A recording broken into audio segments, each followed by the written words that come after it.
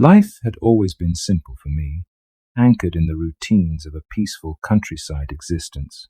At 30 years old, with a wife and our newborn daughter, my days revolved around family, work, and an unyielding love for nature.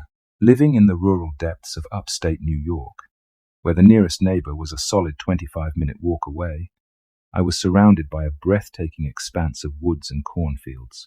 Our property spanned nearly 200 acres, with 50 dedicated to dense, untamed forest.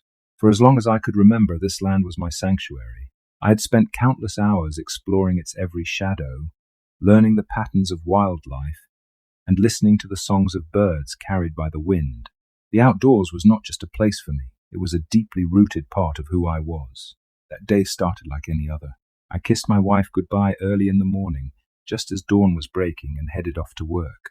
It was February 2nd, a crisp, icy morning with a sky painted in muted shades of grey. I remember noticing how still everything felt that morning. Even the usual chirping of sparrows seemed subdued, almost hesitant. My wife had called me twice during the day, first to mention the cows. She sounded slightly alarmed, telling me they had been huddled in the corner of their fenced lot all morning, pressed together as if warding off some unseen threat. I brushed it off, assuming they were spooked by coyotes or some other nuisance. Later, she called again, this time to tell me about our dog. Maya, a year-old pit bull, was refusing to step outside. Normally bold and protective, she cowered by the door, trembling, her tail tucked tightly under her body. That caught my attention. Animals sense things we can't. Still, I dismissed it, reassuring her that I would look into it when I got home. The sun was already setting by the time I turned onto the dirt road that led to our house. The fields on either side were shadowed, their once golden stalks turned skeletal by winter's grip. As I approached our home, my eyes were drawn to the cows again. There were 12 of them, fully grown, each over 1,000 pounds, and yet they were pressed together in a corner of their lot, trembling like leaves. Their collective weight had bent the fencing inward. Something was terribly wrong. My stomach knotted as I parked the truck. The eerie silence around me felt oppressive. There was no wind, no sound of birds, not even the distant rustling of leaves. As I stepped out, I heard it for the first time, a deep, guttural growl. It was unlike anything I had ever heard. The sound reverberated through the cold air, raising every hair on my body. It was a mix of a snarl and a scream, an otherworldly noise that defied explanation. I froze, my heart hammering in my chest as I scanned the darkening woods for any sign of movement. But there was nothing, just the impenetrable shadows of the trees, standing silent and still. I hurried inside, my mind racing. My wife met me at the door, her eyes wide with fear. She pointed me toward the side of the house where deep gouges marred the siding. There were 4 distinct lines, as if something with massive claws had raked across it. The sight sent a chill down my spine. Then it came again, the growl. It was closer this time, louder, and filled with a malevolent energy that made my blood run cold. My wife clung to my arm, her voice trembling as she whispered, "What is that?" I called my neighbor, Jean, who lived a few miles up the road. Jean and I often hunted together, and I knew he would take me seriously. When I explained the situation, he agreed to meet me with his shotgun.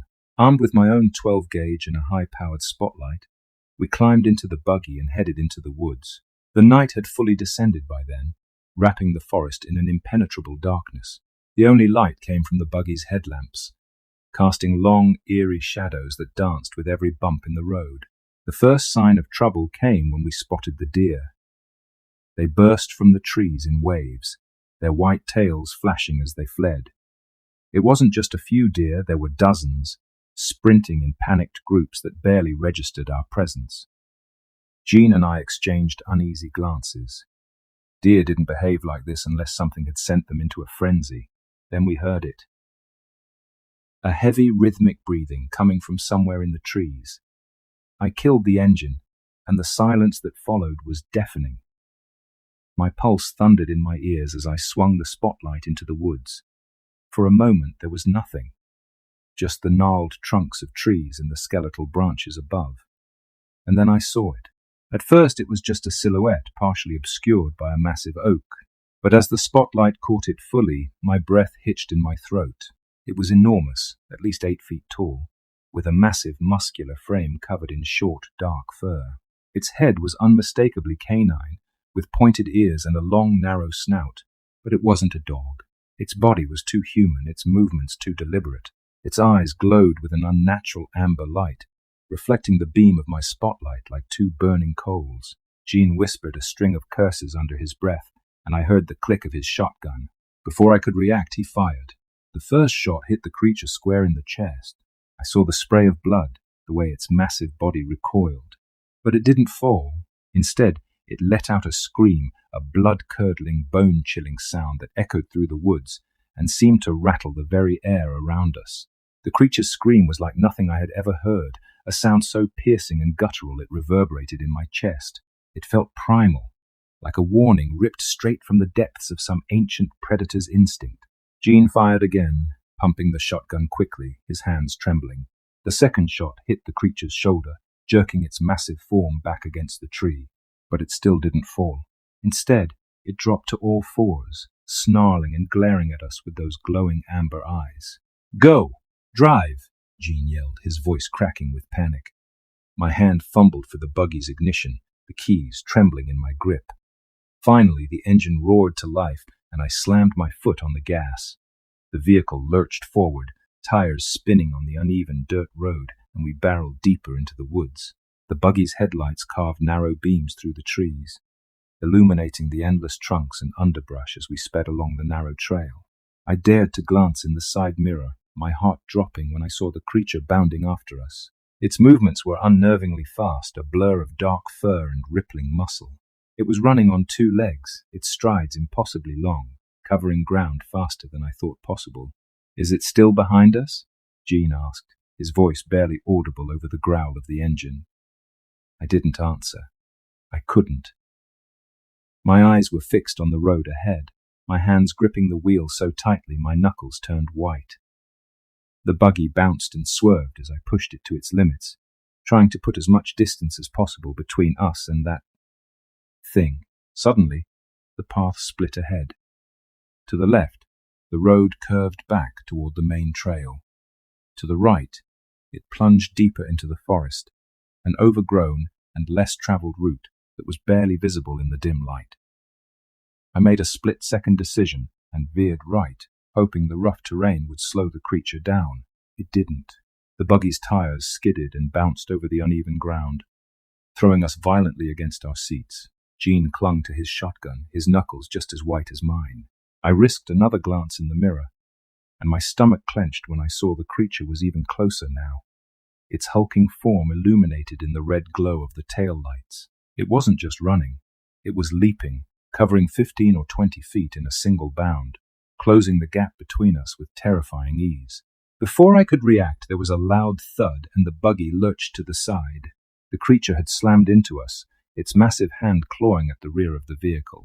I felt the impact reverberate through the frame, the metal groaning under its strength.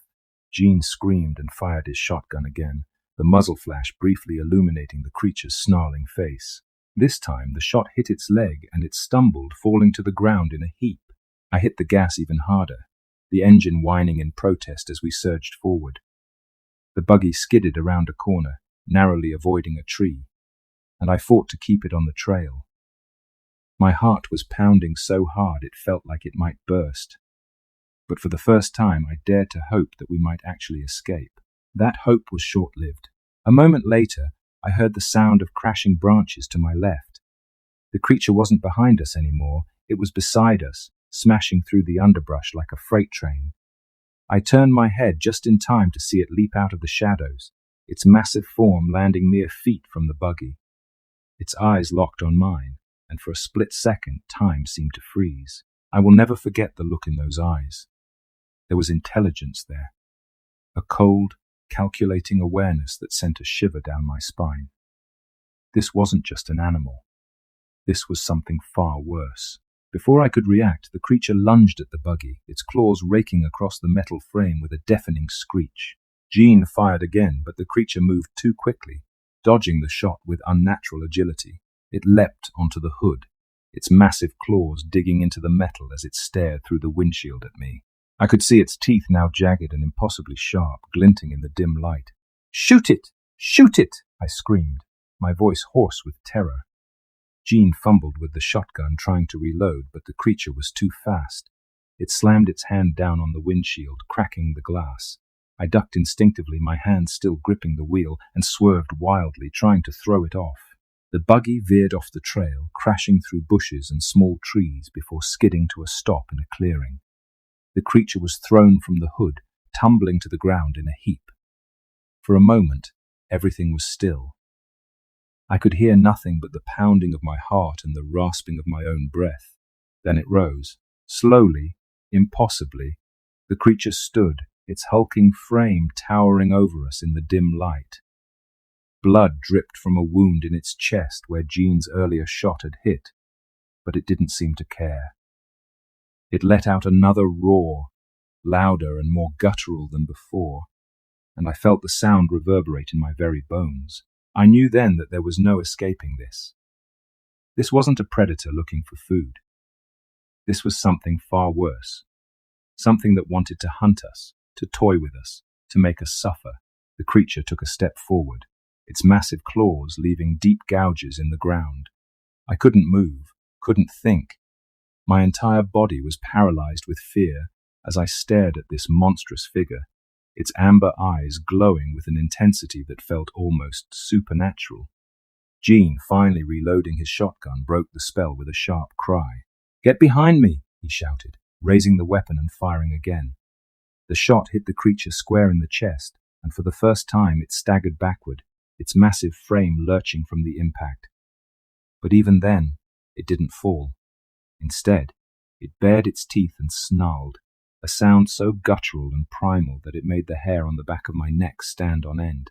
I scrambled out of the buggy, my legs feeling like jelly as I tried to put some distance between myself and the monster. Jean fired again, this time hitting its shoulder. The creature roared in fury, the sound echoing through the clearing, and then it charged. It moved faster than I thought possible, closing the gap between us in mere seconds. Jean barely had time to raise his shotgun again before the creature swatted it aside with a single powerful swipe. The weapon flew through the air, landing somewhere in the underbrush, and Jean was left defenseless. I watched in horror as the creature lunged at him, its massive claws swinging in a deadly arc. Jean managed to dodge to the side, but the movement was awkward, and he stumbled, falling to the ground. The creature loomed over him, its teeth bared, ready to strike. "Hey!" I shouted, my voice breaking with desperation. I didn't know what I was doing. I didn't have a weapon, didn't have a plan. But I couldn't just stand there and watch as it killed him. The creature's head snapped toward me, its glowing eyes locking onto mine. For a moment, I thought I had made a terrible mistake. But then Jean seized the opportunity, grabbing a large branch from the ground and swinging it with all his strength. The makeshift weapon struck the creature's side, and it roared in anger, turning its attention back to him. I stumbled backward, frantically scanning the clearing for anything I could use as a weapon. My eyes landed on a large rock near the base of a tree, and I lunged for it, my fingers scraping against the rough surface as I picked it up. The creature was still focused on Jean, who was swinging the branch wildly, trying to keep it at bay. Summoning every ounce of courage I had, I hurled the rock at the creature with all my strength. It struck the side of its head, and the beast let out a sharp, pained snarl, staggering slightly. It turned toward me again, its eyes blazing with fury, and for a moment I thought it might leave Jean and come after me instead. But then the roar of an engine shattered the tense silence. Headlights flooded the clearing as another buggy burst through the trees, its driver leaning out and shouting. It was one of my neighbors, an older man named Frank, who had likely heard the commotion and come to investigate. He was holding a rifle, and as soon as he spotted the creature, he raised it and fired. The shot hit the beast in the leg, and this time it finally seemed to register the pain. It let out a deafening roar and retreated a few steps, its massive frame trembling with rage. Frank fired again, and the creature turned, bounding into the woods with a series of thunderous crashes. For a long moment, none of us moved. The clearing was eerily silent, the only sounds the rustling of leaves and our ragged breathing. Then Frank spoke, his voice shaky. "What in God's name was that?" Jean and I exchanged a look, both of us too stunned to answer. Finally I managed to speak, my voice barely above a whisper. I don't know, but it's still out there. Frank nodded grimly, his eyes scanning the tree line as if expecting the creature to return at any moment. We need to get back to the house. Now. We piled into Frank's buggy, leaving my own vehicle behind in the clearing. The ride back to the house was a blur, my mind racing with 1,000 questions. What was that thing? Where had it come from? And most importantly, would it come back? By the time we reached the house, my wife was standing on the porch, her face pale with worry. What happened? She demanded as we stumbled out of the buggy. What's going on? I didn't know how to answer her. How do you explain something like that? How do you put into words the sheer terror of coming face to face with a creature that shouldn't exist? It's complicated, I finally said, my voice trembling. Just get inside, lock the doors. The rest of the night passed in a haze of fear and uncertainty. We didn't sleep. Instead, we sat in the living room, all of us armed with whatever weapons we could find, listening for any signs of the creature's return. But the woods remained silent, an oppressive stillness settling over the property. As the first light of dawn broke through the windows, I finally allowed myself to relax, if only slightly. The creature hadn't come back. Maybe it was gone for good. But even as I tried to convince myself of that, I couldn't shake the feeling that it was still out there, watching, waiting. The scratches on the side of the house were a grim reminder of how close we had come to losing everything. And as I looked out at the tree line, I couldn't help but wonder, was this the end? Or just the beginning?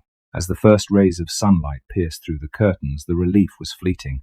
The morning felt heavier than it should, as though the nightmare of the previous night had left an indelible mark on the air itself. The house was unnervingly silent. Jean had fallen asleep in the chair by the front window, shotgun across his lap, while Frank leaned against the wall, his rifle still in hand. My wife sat beside me on the couch, our daughter in her arms, her small frame wrapped tightly in a blanket. Every creak of the house, every gust of wind rattling the window panes, sent a fresh wave of anxiety through me. I had always been a man who felt safest in the woods. Now, I couldn't shake the feeling that we were prisoners in our own home. When Frank finally stirred, he glanced at me, his expression grim. You think it's gone? He asked, his voice rough from lack of sleep. I shook my head. I don't know, I admitted, but I doubt it. Jean groaned as he shifted in the chair, rubbing his eyes before glancing out the window. We need to figure out what to do, he muttered. That thing, it's not natural. No one argued with him. What could we say? None of us had any answers. All we knew was that something monstrous had invaded our lives and we had no idea how to stop it. Later that morning, as the sun climbed higher into the sky, Frank suggested we go out to inspect the property. We need to know if it's still around, he said. And if it's not, we need to see what kind of damage it left. I didn't want to leave the house, but I knew he was right. We couldn't just sit there and wait. We armed ourselves, Jean with his shotgun, Frank with his rifle, and me with the old hunting knife I kept in a drawer by the front door, and stepped outside. The yard was eerily quiet. Even the birds seemed hesitant to make a sound. The cattle were huddled near the barn, their movements skittish, and the dog, Maya, refused to leave the porch. As we moved toward the tree line, I couldn't shake the feeling that we were being watched. It wasn't long before we found the first signs of the creature's rampage. Deep gouges marred the trunks of several trees, the bark shredded as though something massive had raked its claws across them. Further into the woods, we discovered more. Broken branches, patches of flattened grass, and chillingly a trail of blood. The blood was fresh, its bright crimson color stark against the forest floor. Jean crouched down to examine it, his face pale. This is from that thing, he said, his voice barely above a whisper. It's injured. Good, Frank muttered, gripping his rifle tightly. Maybe it'll bleed out. But even as he said it, I knew it wasn't true. That creature had taken a shotgun blast to the chest and barely flinched. Whatever it wasn't going to go down easily. As we made our way back to the house, a sound stopped us in our tracks. the low rumble of an approaching engine. My heart leapt into my throat. For a moment, I thought the creature had returned, but then I realized the sound was coming from the road. We emerged from the woods to see a large black SUV pulling into the driveway. The vehicle's windows were heavily tinted, and its sleek, ominous design immediately set me on edge. As it came to a stop, the doors opened, and 3 men stepped out. They were dressed in plain, dark clothing, their expressions unreadable. The one in front was tall and broad-shouldered, with a neatly trimmed beard and piercing blue eyes. He approached us with a calm, measured gait, his hands visible at his sides. But there was something about him that radiated authority and danger. "Brandon," he said, addressing me by name, "we need to talk." I exchanged a wary glance with Frank and Jean before stepping forward. "Who are you?" I asked, my voice steady despite the unease churning in my gut. The man didn't answer right away. Instead, he reached into his jacket and pulled out a badge, holding it up for me to see. It bore no recognizable insignia, just a simple emblem of a wolf's head surrounded by a circle of stars. "My name is Agent Daniels," he said. "I'm with a division of the government that deals with unusual occurrences." "Unusual occurrences?" I repeated, my voice tinged with disbelief. "What the hell does that mean?" "It means we know about the creature you encountered," he said, his tone matter-of-fact, "and we're here to handle it." The conversation that followed was one I'll never forget. Agent Daniels didn't mince words. He told us that creatures like the one we'd seen were real, though rare, and that the government had been monitoring them for years. "They're not animals," he explained. "Not in the way you'd think. They're intelligent, cunning, and highly territorial. When one shows up, it's our job to make sure it doesn't become a threat." "And how exactly do you plan to do that?" Frank demanded, his grip tightening on his rifle. Daniels didn't flinch. "That's classified," he said. "But I can assure you we have the situation under control." I wasn't convinced. "You mean to tell me this thing has been roaming around and you've known about it?" I asked. "Why didn't you warn us?" Daniels sighed. "Because creatures like this are complicated. If the general public knew about them, it would cause mass panic. Our job is to contain the situation quietly and efficiently." Jean let out a bitter laugh. "Quietly and efficiently? Tell that to the people it's terrorized." Daniels didn't respond to that. Instead, he gestured toward the woods. "We've already begun our search. I'd advise you to stay inside and let us handle it." As the agents disappeared into the woods, I couldn't shake the feeling that they weren't telling us everything. Their presence only raised more questions. How many of these creatures were out there? How long had the government known about them? And most importantly, what would happen if they failed? That night, as darkness fell once again, the unease in my chest grew stronger. The woods seemed alive with shadows, each one darker and more menacing than the last. The creature was still out there, I was sure of it. And though the agents claimed they had it under control, I couldn't bring myself to believe them. I sat by the window, staring out into the blackness, my knife in one hand and my pistol in the other. I didn't know what the morning would bring, but I knew one thing for certain.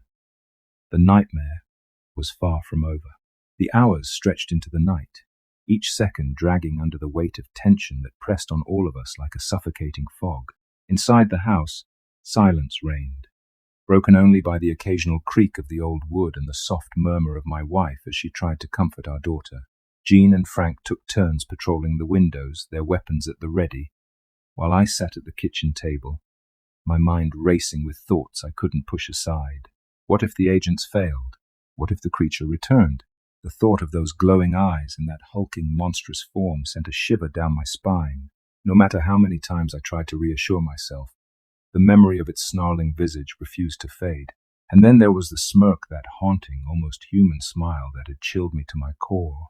It wasn't just a beast, it was something far worse. A sudden knock at the door shattered the quiet, making all of us jump. I leapt to my feet, my hand instinctively going to the knife at my belt. Jean raised his shotgun, motioning for us to stay back as he approached the door. "Who's there?" he barked, his voice firm but strained. "It's Daniels," came the reply. "We need to talk." Jean hesitated for a moment before unlocking the door and swinging it open. Agent Daniels stood on the porch, his face grim, a flashlight in one hand and a pistol holstered at his side. Behind him, the other agents lingered in the shadows, their expressions unreadable. "We've made progress," Daniels said as he stepped inside, his voice low. "But there's something you need to know." Daniels didn't waste time with pleasantries. He gestured for us to gather around and began to speak, his words measured and deliberate. "The creature you encountered is more dangerous than we initially believed," he said. "We've tracked it to a den deep in the woods, but it's not alone." The air seemed to grow colder at his words. "What do you mean, not alone?" I asked, my voice barely above a whisper. Daniels met my gaze, his expression grave. "There's evidence of others," he said. "Tracks, markings, and signs of a pack. We're dealing with more than one." Jean let out a string of curses under his breath, while Frank's knuckles whitened around the grip of his rifle. My wife, who had joined us at the table, reached for my hand, her grip tight with fear. "How many?" I asked, my heart pounding in my chest. Daniels shook his head. "We don't know for sure. 2, maybe 3. But the behavior we've observed suggests they're working together. That's unusual. Most of these creatures are solitary. And what does that mean for us?" Jean demanded, his voice rising. "Are we sitting ducks here while you guys play cat and mouse in the woods?" Daniels held up a hand. "We're doing everything we can to neutralize the threat," he said. "But until we've contained the situation, I need you all to stay inside. Lock your doors, keep your weapons close, and do not, under any circumstances, go outside after dark." His words did little to ease my growing sense of dread. If the creature or creatures wanted to get in, I doubted a locked door would stop them. The night wore on, each passing hour a test of endurance. We huddled in the living room, the tension so thick it felt like a living thing. Outside, the woods seemed to hold their breath, the usual nighttime symphony of crickets and owls eerily absent. Even the cattle were silent, their earlier agitation replaced by an unnatural stillness. At one point, Jean turned to me, his face pale and drawn. "You think those agents can really handle this?" he asked. I wanted to say yes, to offer him some semblance of hope, but I couldn't lie. "I don't know," I admitted. "But we don't have much of a choice." Around midnight, a sound broke the silence.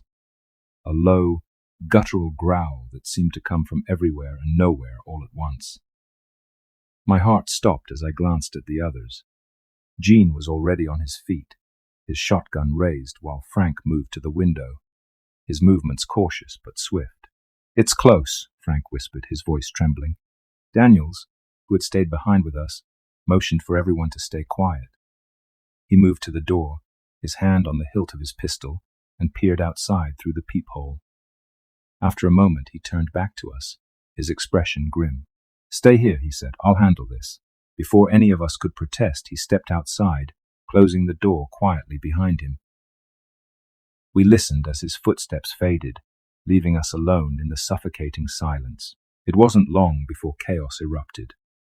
A series of gunshots rang out, shattering the quiet night. My wife let out a gasp, clutching our daughter tighter as the rest of us scrambled to the windows. Through the glass, I could see the flashes of muzzle fire in the distance, accompanied by the unmistakable sound of snarls and growls. "They've found it," Jean muttered, his voice barely audible. I could only watch, my stomach twisting in knots as the battle unfolded. The agent's strategy was methodical. They moved in coordinated formations, their weapons trained on the shadows. But the creature or creatures were relentless, their movements impossibly fast and fluid. At one point, I caught a glimpse of a hulking silhouette darting between the trees, its glowing eyes fixed on the men pursuing it. Then, just as suddenly as it had begun, the gunfire stopped. The silence that followed was deafening, a heavy, oppressive weight that settled over us like a shroud.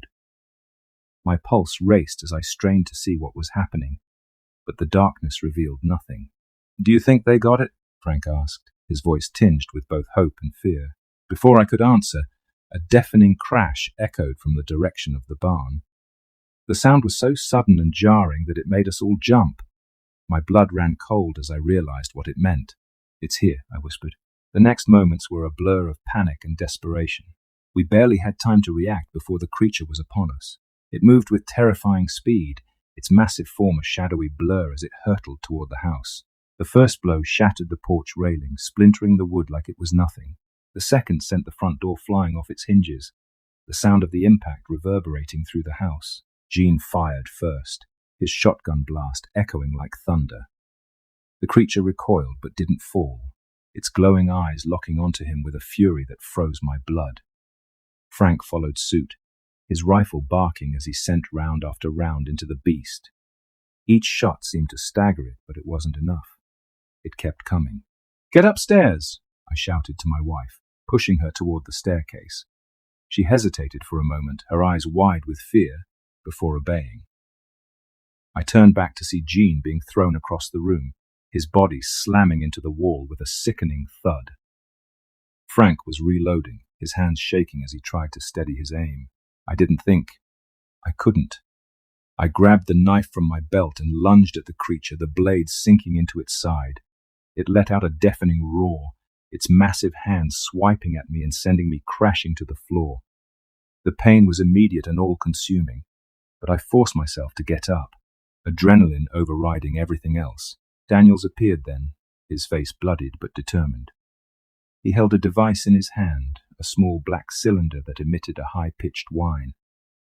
The creature froze, its body convulsing as the sound seemed to overwhelm it. Daniels shouted something I couldn't hear over the noise, and the other agents stormed in, their weapons blazing. The creature let out one final, ear-splitting roar before collapsing to the ground, its massive body heaving with labored breaths. The agents moved quickly, securing it with chains and restraints that seemed to glow faintly in the dim light.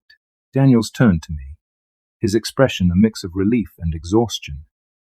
"It's over," he said, but as I looked at the creature, its glowing eyes still fixed on me, even in defeat, I couldn't shake the feeling that this was far from the end. The creature lay motionless, its chest heaving as it drew shallow, ragged breaths. The agents worked quickly, wrapping it in heavy chains that seemed to emit a faint, otherworldly glow. I could still hear the high-pitched whine from Daniel's device, though it had grown quieter, its intensity now subdued. The eerie glow of the chains cast strange shadows on the walls, painting the scene with an almost surreal quality. My legs felt like they might give out beneath me, but I forced myself to stay upright. Gene groaned from where he'd been thrown, his face pale as he clutched his ribs. Frank had managed to steady himself, though his hands were still trembling as he reloaded his rifle.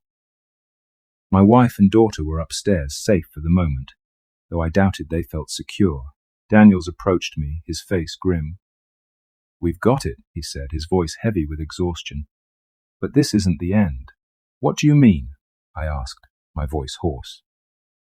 I glanced at the creature, its eyes still glowing faintly in the dim light. "You said it's over." Daniels shook his head. "This one might be down, but there are more out there," he said, "and now they know about you." The weight of his words settled over me like a shroud. I looked back at the creature, its body massive and grotesque even in defeat. The idea that there could be more of them lurking in the woods waiting for the right moment to strike was almost too much to bear. Over the next few hours, the agents worked tirelessly, securing the creature and preparing to transport it. They moved with precision and efficiency, their demeanor cool and professional despite the chaos we had just endured. Daniels stayed close, answering my questions in cryptic, measured responses that left me more unsettled than reassured. "What is it?" I asked at one point, my voice barely above a whisper. Daniels hesitated before answering. "Something that shouldn't exist," he said. "We've encountered these creatures before, but they're rare. Most people who see them don't live to tell the tale." I shuddered at his words. "Why here?" I pressed. "Why now?" Daniels didn't answer right away. Instead, he looked out the window, his expression distant. "They're drawn to certain places," he said finally. "Certain people. I can't explain why, but it's not random." His words sent a chill down my spine. I thought of the cattle huddled in the corner of the field, the scratches on the side of the house, the haunting howls that had echoed through the night. Had we somehow attracted this creature? Or had it been here all along, watching and waiting? By dawn, the agents were ready to leave. The creature had been loaded into the back of their black van, its massive form barely contained by the reinforced restraints. Daniels lingered for a moment, his gaze meeting mine. "Stay vigilant," he said. "If you see or hear anything unusual, call this number." He handed me a small, unmarked card with a single phone number printed on it. "And for your own safety, don't tell anyone about what happened here." I nodded, though the words felt hollow. How could I possibly go back to my life after what I had seen? The thought of stepping outside, of venturing into the woods again, seemed impossible. As the agents pulled away, their vehicles disappearing down the dirt road, I felt a strange sense of emptiness. The immediate danger was gone, but the unease remained, a gnawing fear that refused to be silenced. In the days that followed, life returned to a semblance of normalcy. The cattle settled back into their routine, no longer huddling in fear. The woods, once so menacing, seemed to regain some of their natural rhythm. Birds chirped, the wind rustled through the trees, and the oppressive silence that had haunted us was gone. But I couldn't shake the feeling that something had changed.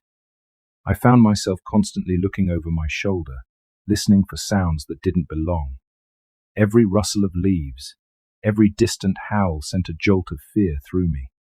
My once beloved woods, the place where I had spent so many peaceful hours, now felt like a prison. Jean and Frank were similarly affected. Jean refused to leave his house after dark, while Frank spoke of moving away altogether. "It's not worth it," he said one evening over a beer. "Whatever they are, they don't belong here, and I'm not sticking around to find out what happens next." As much as I tried to put the incident behind me, I couldn't escape the lingering questions. What were these creatures? Why had they come here? And perhaps most unsettling of all, would they come back? I thought often of Daniel's warning, his cryptic words echoing in my mind. "They know about you." It was a chilling thought, one that kept me awake at night. Had we crossed some invisible line by confronting the creature? Had we become a target, marked in some way that I couldn't understand? The weeks turned into months, and though the fear began to fade, it never disappeared entirely. I avoided the woods, sticking close to the house whenever possible. My wife tried to reassure me, her gentle words a balm to my frayed nerves. But even she couldn't fully understand what I had been through. And then one night I heard it again, the howl. Low and guttural, it echoed through the trees, sending a chill down my spine. I froze, my breath catching in my throat as I listened. It was faint, distant, but unmistakable. They were still out there. In the end, I came to a sobering realization. Some things aren't meant to be understood. The world is vast and mysterious, filled with wonders and horrors that defy explanation. What I had encountered was a glimpse into that unknown, a reminder that humanity does not hold dominion over the earth as we like to believe. I could spend the rest of my life searching for answers, trying to unravel the mysteries of that night. But what would it change? The creatures would still be out there, lurking in the shadows, waiting for the right moment to reveal themselves. And so, I chose to move forward, not without fear, but with a renewed sense of respect for the unknown. The woods may never feel safe again, but they are no longer my enemy.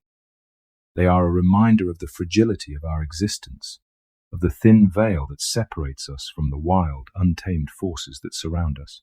As I write these words, the memory of that night still lingers, vivid and unrelenting. I don't know what the future holds, but I do know this. We are not alone, and perhaps that is the most terrifying truth of all.